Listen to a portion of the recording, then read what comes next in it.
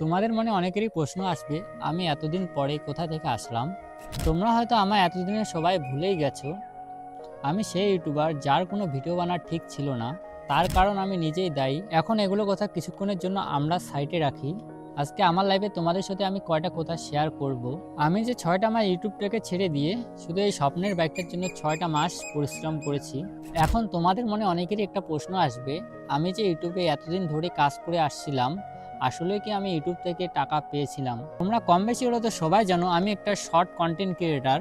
তার জন্য বেশি একটা অ্যামাউন্ট প্রতি মাসে নিয়ে আসাটা আমাদের পক্ষে সম্ভব না।